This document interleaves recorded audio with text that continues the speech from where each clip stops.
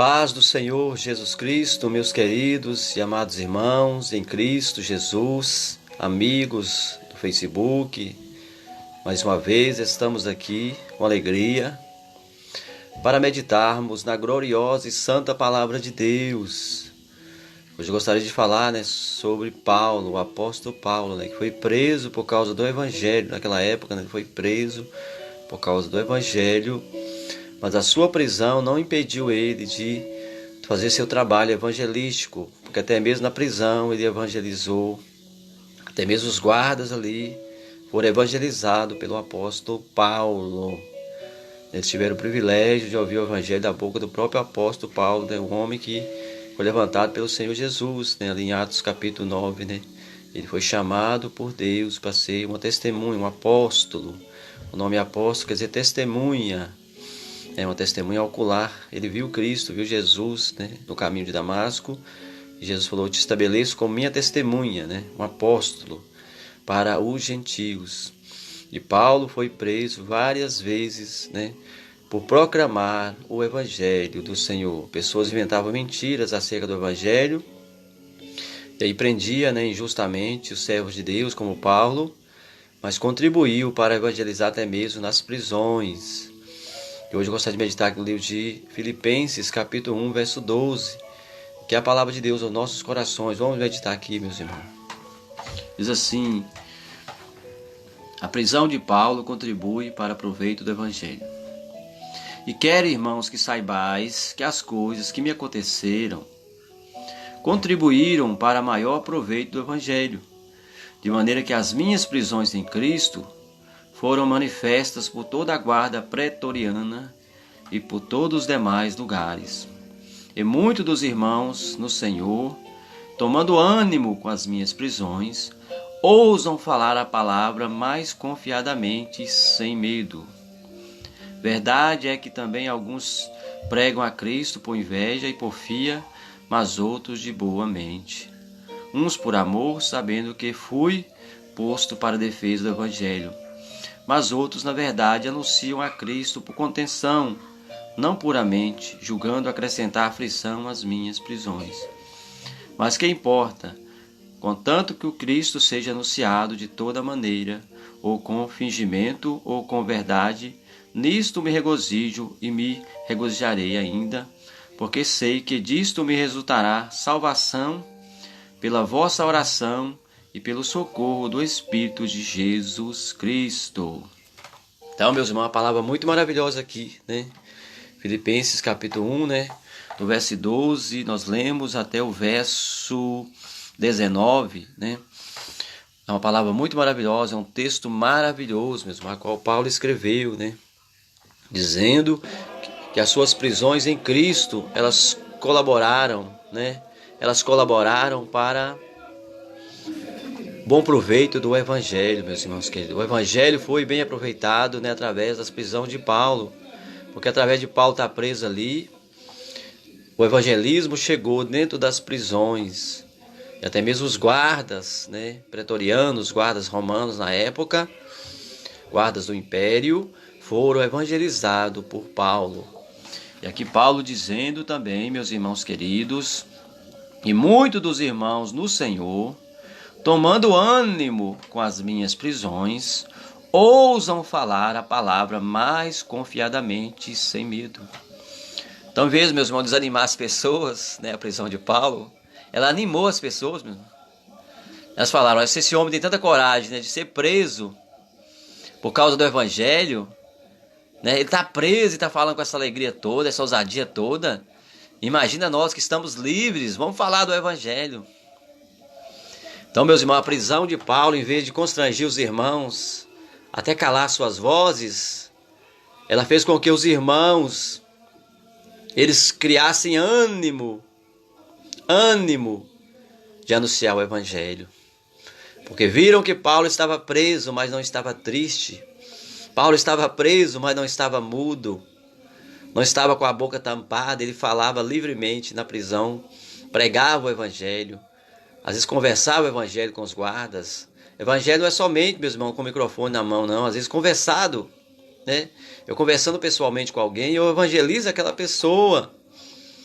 Então Paulo conversava com os guardas ali a respeito de Jesus, contava as histórias acerca de Jesus.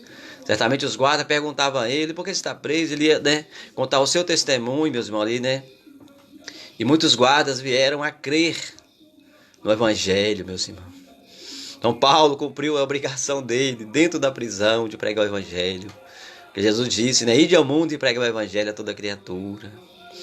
Então ele fez a sua missão, meus irmãos. Ele solto ou ele preso, ele jamais parou de pregar o Evangelho de Cristo.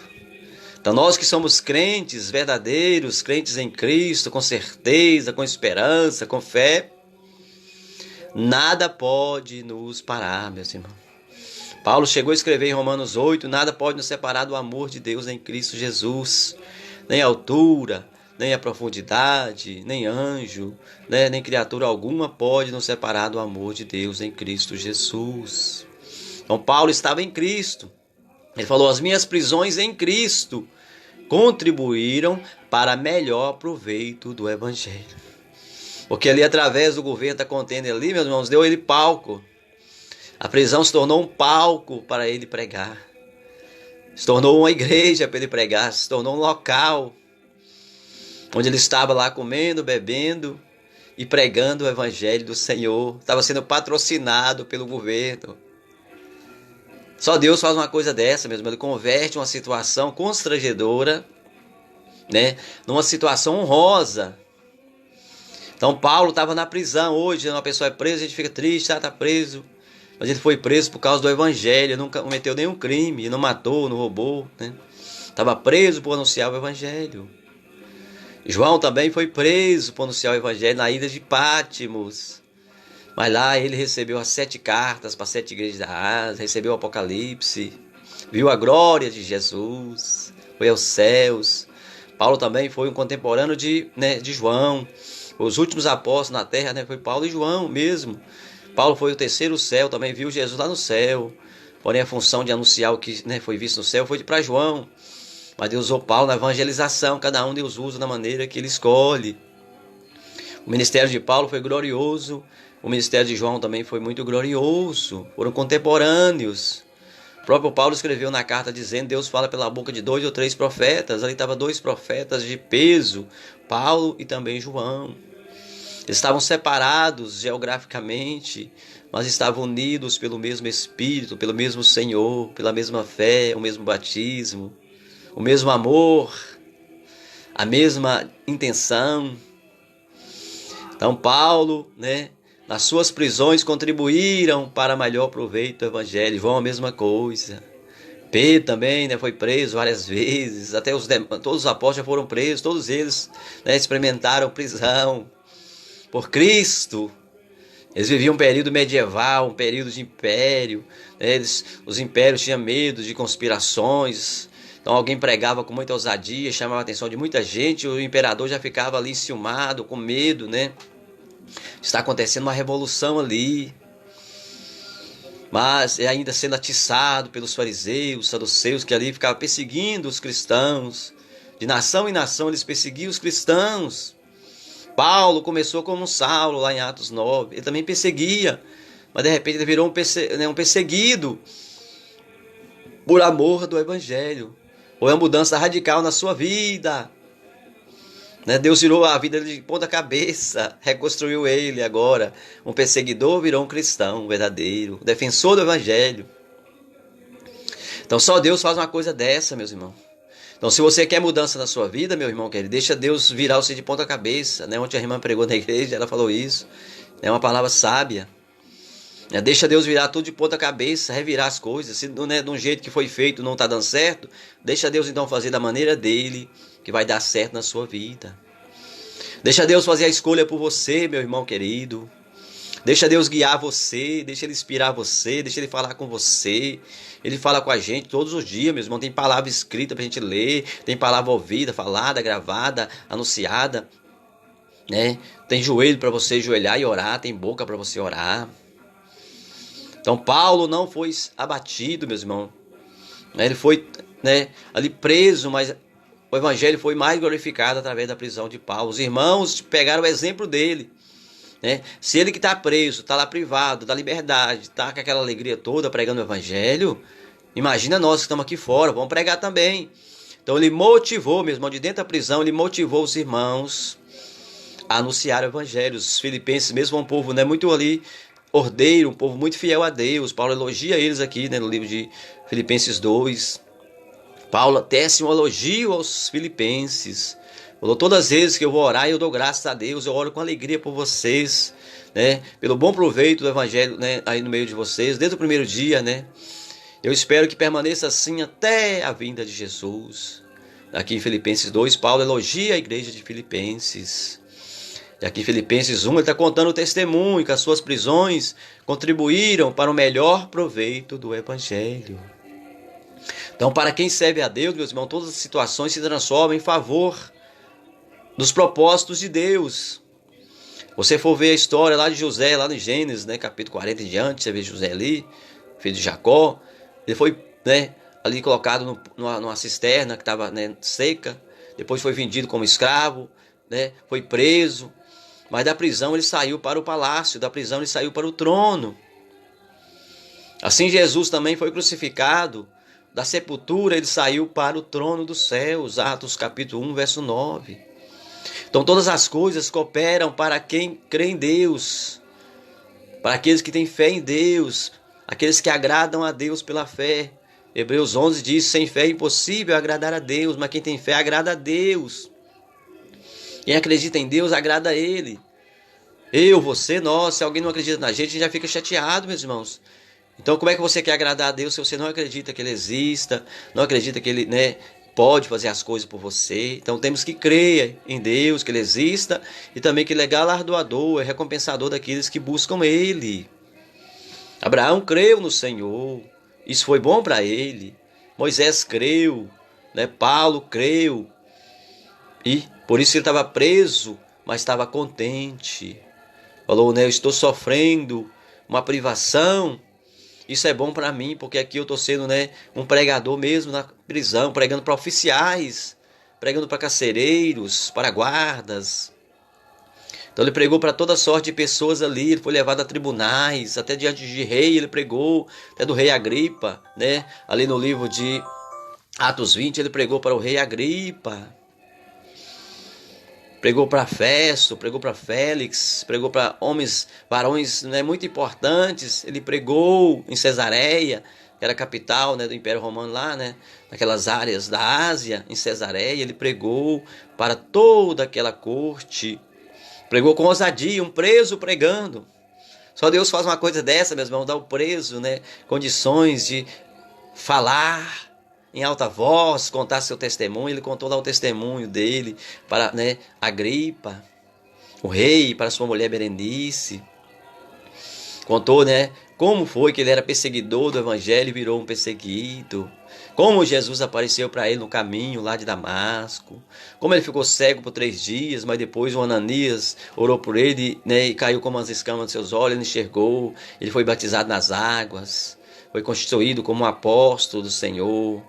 Uma testemunha verídica, ocular do Senhor. Então, meus irmãos queridos, só Deus faz uma coisa maravilhosa dessa. Ouça essa palavra que eu estou pregando aqui, meus irmãos, se entusiasme com ela. Não fique entusiasmado comigo, não, entusiasma com ela. Porque ela é a vida, meu irmão, ela é a salvação, a palavra de Deus. Motive-se pela palavra de Deus, meus irmãos. Se eu prego aqui com essa alegria que eu prego, essa ousadia, porque eu estou vivendo essa palavra, estou, né, sentindo prazeres enormes na palavra de Deus, estou, né, recebendo coisas tão maravilhosas da parte de Deus. E de graça eu recebi, de graça eu dou, né? Mateus 10, né? Jesus falou com os discípulos, né? De graça receber, de graça dai. Por isso que a gente tem essa alegria de pregar o evangelho pelas redes sociais, na igreja, onde quer que Deus coloque a gente. Até na prisão se colocar, a gente tem que ter essa mesma ousadia de pregar como Paulo pregou na prisão. De dentro da prisão ele motivou os irmãos lá fora a pregar. Converteu aquilo que era vexame em honra. Deus transforma a maldição em bênção, ali está no livro de Neemias. Neemias fala, Deus converteu a maldição em bênção. Então, meus irmãos, aqui Paulo fala em mais alguns versículos, né? E muitos irmãos no Senhor, tomando ânimo com as minhas prisões, ousam falar a palavra mais confiadamente, sem medo. Verdade é que também alguns pregam a Cristo por inveja e porfia, mas outros de boa mente. Então Paulo, meus irmãos, dentro da prisão, ele causou até inveja, né? Aqui Paulo dizendo, né, que uns pregam por inveja, outros por disputa, né, por porfia, né? E outros de boa mente. Então Paulo, um preso, foi um fator, meus irmãos, de despertar várias pessoas a querer pregar também. Até por inveja uns pregaram, até por disputa uns pregaram. Então Paulo foi um fator, um prisioneiro fator de grupos quererem pregar. Uns por inveja, outros por disputa e outros por boa mente. E aqui ele fala, né, mais o versículo abaixo, dizendo, versículo 16, uns por amor, sabendo que fui posto para a defesa do evangelho, tá vendo? Então as pessoas pregaram por amor, sabendo que Paulo tinha sido constituído para a defesa do evangelho. Ele que era um Saulo perseguidor, agora foi constituído como uma testemunha do Senhor Jesus para a defesa do evangelho. E ele era um homem estudado, era um homem até juiz, ele poderia ser, ele era formado como sacerdote. O sacerdote Israel, ele era juiz, porque ele estudava várias línguas, toda a lei, toda a constituição de Israel ele estudava. Então Paulo, né, era como se fosse um advogado, ele foi posto para a defesa do evangelho. Tinha argumentação jurídica, ele tinha, porque ele estudou para isso. Então Deus aproveitou, né, até mesmo os seus conhecimentos para a favor do evangelho. Então, aquilo que você já conseguiu até mesmo quando você ainda era do mundo, agora se você vem para o evangelho, tudo isso colabora também para proveito do evangelho. Aquilo que você usava de má fé, agora você pode usar de boa fé para proveito do evangelho. Então, Paulo falando, né, que uns pregam por amor, né, uns pregam por amor, sabendo que foi constituído para a defesa do evangelho.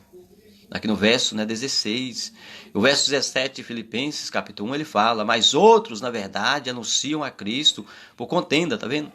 Então tem pessoa que prega o evangelho por contenda, para contender, querer ser o tal, o melhor e tudo, né? Então, né? Mas Paulo não ficou triste com isso não, meu irmão, né? Ele fala, né?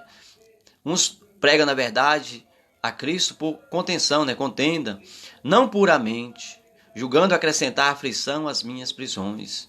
Então surgiu pregadores ali para pregar, meus irmãos, até assim, né?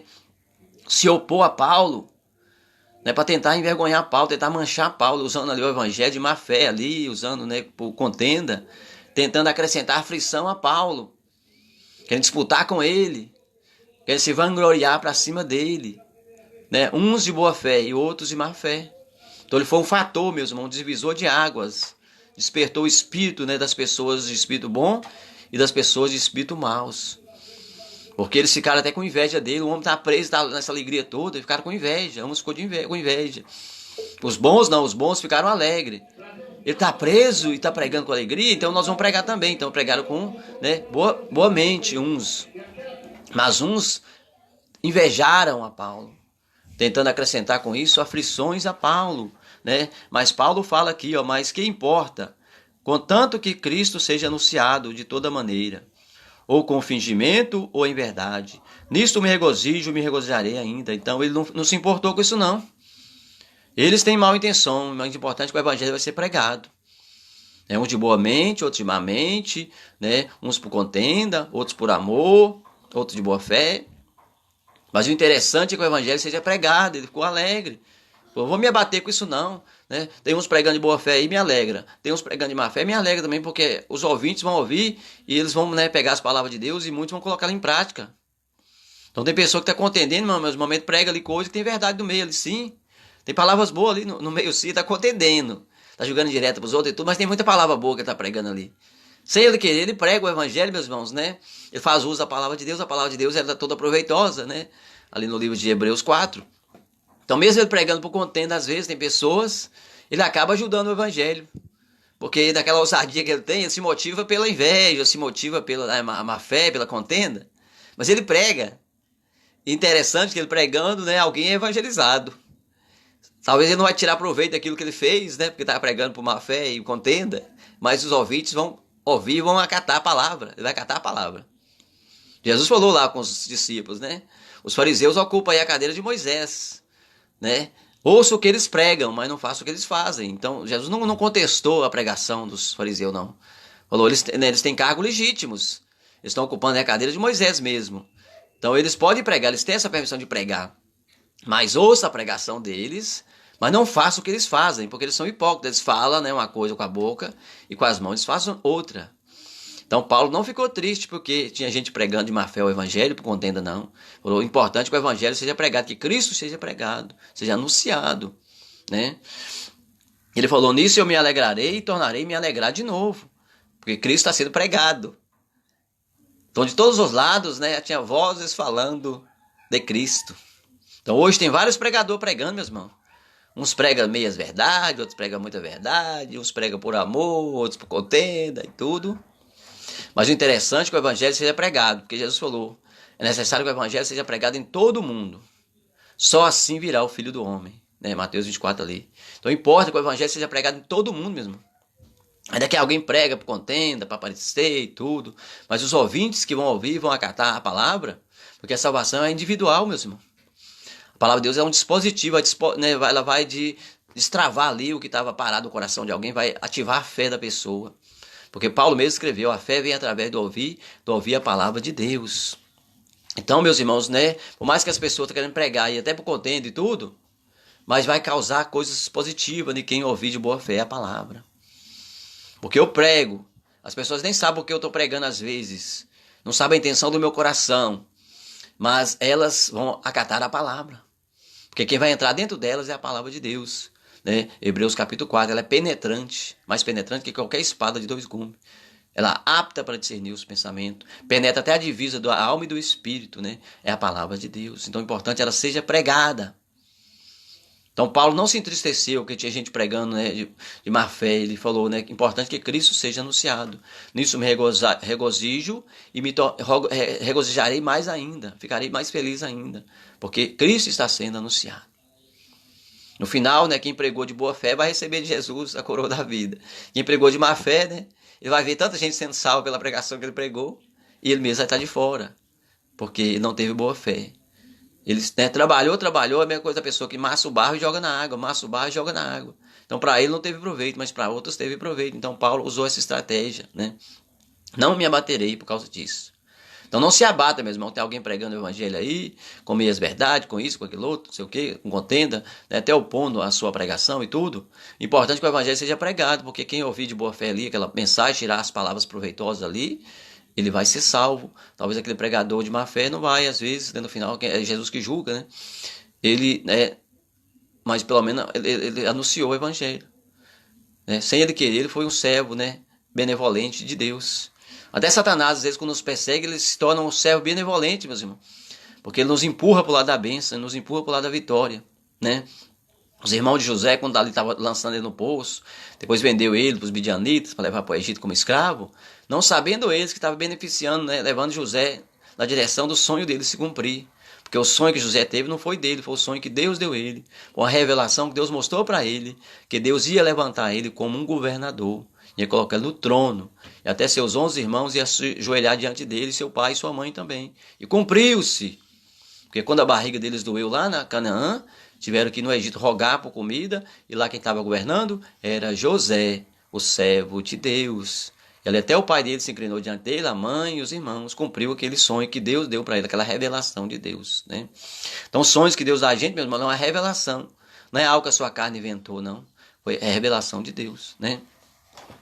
E aqui, meus irmãos queridos, Paulo fala, né, verso 18 de Filipenses 1, mas importa que, contanto que Cristo seja anunciado de toda maneira, ou com fingimento ou em verdade, nisto me regozijo e me regozijarei ainda, porque sei que disto me resultará a salvação, pela vossa oração e pelo socorro do Espírito de Cristo. Né? Então Paulo falando, isso vai resultar salvação para mim, né, livramento para mim, né, dizendo aqui Paulo, né, pela vossa oração e pelo socorro do Espírito de Jesus Cristo. Então ele sabia que Jesus estava contente, que ele foi um fator, né, de ativar o evangelho ser pregado. Por todas as classes de pessoas começaram a pregar o evangelho, virou moda pregar o evangelho, meus irmãos. Um prisioneiro despertou a moda de pregar o evangelho naquela época. Então hoje às vezes tem pessoas que vê a gente pregando uma mensagem, desperta nele ali, até com ciúmes ali, alguma coisa, ele prega. Então vira moda pregar o evangelho. Mas aquele que ouve de bom grado, retém o que é bom e tudo, e se converte, é salvo. Mas aqueles que pregou por moda, modismo, alguma coisa assim, poderá não ter galardão depois. Mas Paulo, que pregava de boa fé, ele falou, né? Porque sei que nisso me resultará salvação, pela vossa oração e pelo socorro do Espírito de Jesus Cristo. Né? E aqui ele fala, o verso 20, né? Segundo a minha intensa expectação e esperança de que em nada serei confundido. Antes, com toda a confiança, Cristo será tanto agora como sempre engrandecido no meu corpo, seja pela vida, seja pela morte. Porque para mim o viver é Cristo e o morrer é ganho. Tá vendo? Então Paulo falou, serei salvo pelas vossas orações, né? Segundo a minha intensa expectação e esperança, de que em nada serei confundido. Antes, com toda a confiança, Cristo será tanto agora, como sempre, engrandecido no meu corpo. Então, Cristo foi engrandecido pelo corpo de Paulo.